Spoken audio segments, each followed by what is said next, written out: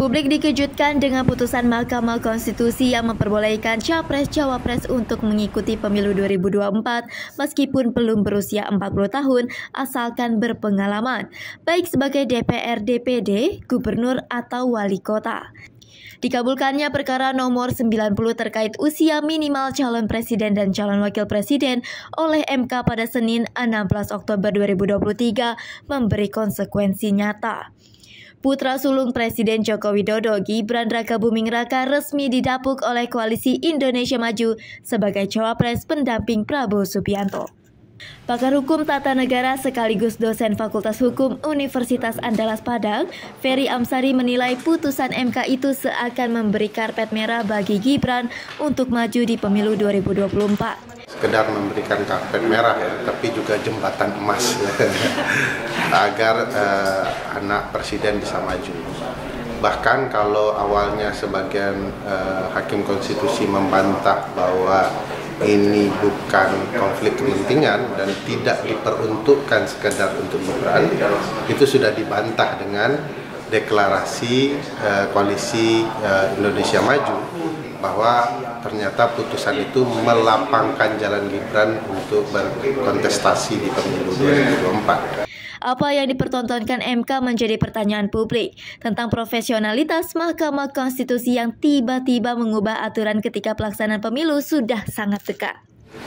Bukti mana lagi yang engkau dustakan, Mahkamah Konstitusi ya.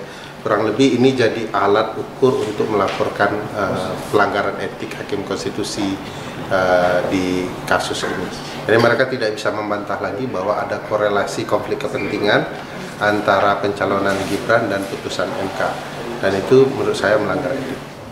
Hadirnya putusan MK telah merusak sistem kaderisasi di internal partai. Yang terlihat kemudian upaya melanggengkan langkah Gibran ke pemilu 2024 turut merusak sistem pemilu. Oleh karena itu memang merusak tidak hanya partai dia sendiri dan partai orang lain. Yang sangat disayangkan sih sebenarnya soal sikap PDIP ya.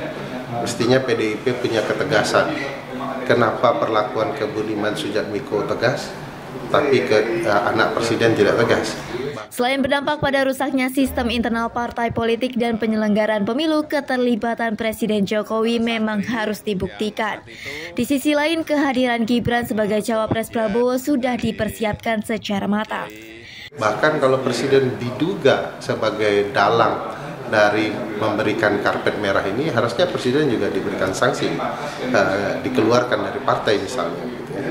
Tapi hari ini ya, kita dengar ya adem ayem ya, dan seolah-olah PDIP merelakan kadernya dikader oleh partai lain. Diizinkannya seseorang untuk maju di pemilu 2024 meskipun belum mencapai 40 tahun secara tidak langsung telah mengubah sistem pemilu.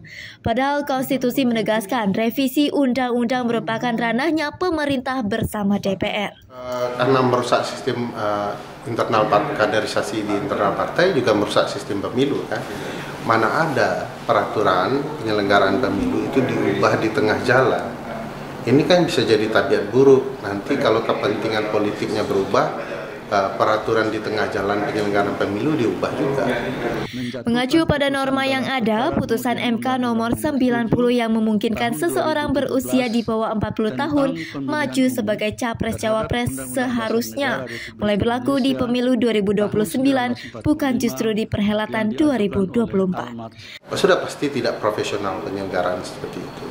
Makanya MK harusnya bijak kemarin memutusnya diberlakukan 2029, itu lebih masuk akal. Tapi ya karena ini tensinya sudah jelas untuk memberikan jalan kepada anak presiden, maka semua hal dilabrak.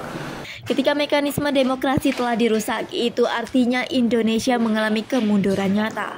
Bambang Susatyo melaporkan untuk Apa Kabar.